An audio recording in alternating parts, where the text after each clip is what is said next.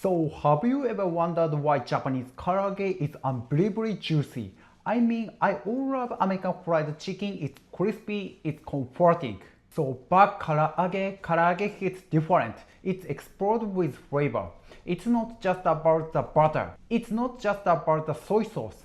The secret lying in the very foundation of the dish. So today we are setting the ultimate debate: white meat versus dark meat, breast versus thigh. In the US, chicken breast is the absolute king. It's lean, it's healthy, it's safe. But in Japan, if you made a karaage with the breast meat, people will think you made a mistake.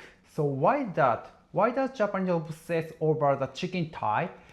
Is it just cultural preference, or is there a deep scientific reason? Let me tell you right now, it is pure science. So if you want to master Japanese cooking, you need to stop just following the recipe. You need to understand the ingredient on the cellular level. By the end of this video, you will never look at the chicken the same way again. Let's break it down. Let's go. So let's look closely at these two pieces of meat. They come from the very small bird. But in this kitchen, they behave like completely different animals. Why? So let's start with the breast, white meat. Chicken don't fry much, they prefer. They use this chest muscle for the short, explosive burst of energy. Because of that, biologically they are fast twitch muscle fiber. They don't need a lot of satisfied organ. So less oxygen means less blood flow. Less blood flow means less myoglobin. That is exactly why the meat is white and why it is so incredibly lean. Now shift your attention to the thigh, dark meat. Chickens walk, chickens stand, chickens scratch, they roam around all day long. So these legs are built on the slow twitch muscle. They need constant, steady, never-ending energy. A constant energy requires oxygen. Oxygen requires heavy blood flow. The blood flow brings myoglobin, which gives the thigh this dark, rich, almost red color. But here is the most crucial difference for us as cooking. Look at this white webbing inside the dark meat. This isn't just fat, this is connective tissue, collagen. Remember that word, collagen. It is the absolute secret weapon of Japanese karaage. To truly understand why karaage has to be made with the thigh meat, we need to look at what happens inside the meat when it's the 100-degree oil. Let me show you the science. When breast meat is heated, its pure protein fiber violently contract. Imagine taking a soaking wet chicken sponge and squeezing it as hard as you can. The water is focused out, pushed to the surface and immediately evaporates in the hot oil. Once that water is gone, it is gone forever. You are left with dry, stringy meat. So now look at the thigh meat, it's also contract when heated. But it has a built-in defense mechanism that is web of collagen. Here is where the magic happens. When the internal temperature hits 17 degrees Celsius, that solid connective tissue broken down. It melts into liquid gelatin. This thick, rich gelatin mixed with the remaining fat. It's called the contracting muscle fiber from the inside out, trapping the remaining moisture. So that is a theory. But the theory is nothing without practice. Let's fire up the oil and prove it right now. Let's go. So test subject number 1, the chicken breast. Let's drop it in. So look at that, it is very high pitched, almost aggressive sizzle sound, isn't it? Like a frantic. That is pure water rapidly escaping the meat, pushing through the sludge and turning into steam instantly. So look at the bubbles, they are tiny, tight and incredibly fast. The meat is panicking. The protein fibers are contracting so hard and so fast. They are literally wearing the moisture out like a wet towel. You can visibly see the piece of meat shrinking and getting tighter. So, and the smells? It smells okay. It smells like a toasted starch and a little bit soy sauce.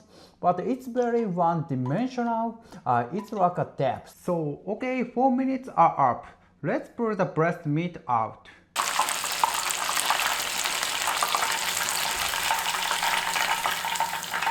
So now clear your mind. Let's move on to the test subject number 2, the chicken thigh dog meat. Listen very carefully to how different this sounds when it hits the oil.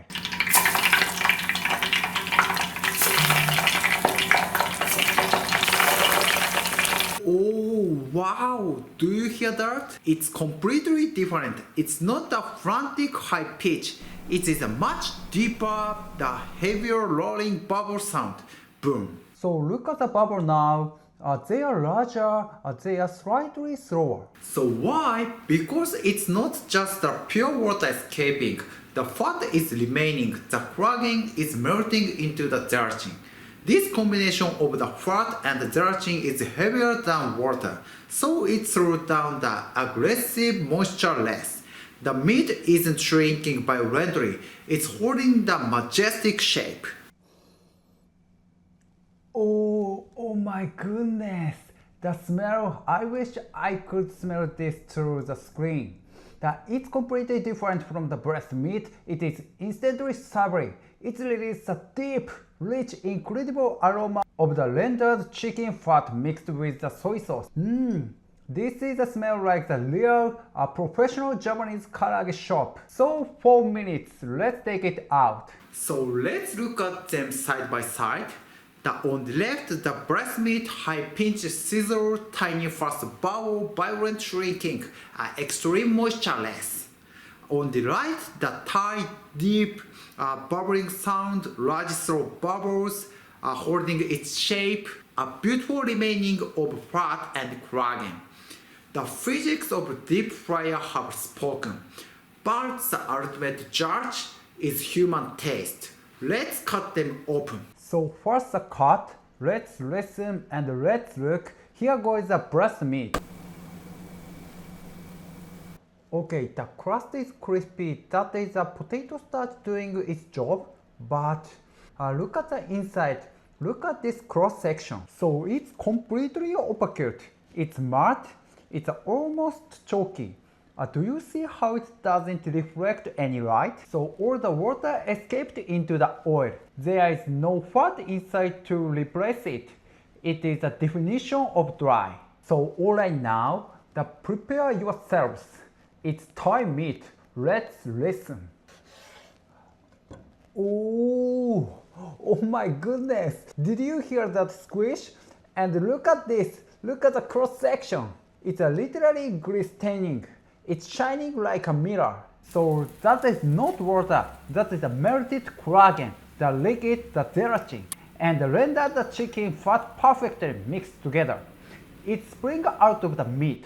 It's a completely different landscape. So the ultimate test, the taste. Breast meat goes first. So it's okay. It's not terrible. The outside is crunchy and salty from the soy sauce. But as I keep chewing, it's become a chore. The meat is actively stealing the saliva from my mouth. So the flavor is only on the surface. The inside is just a blind, the dry protein. I need a glass of the salad this comfortably.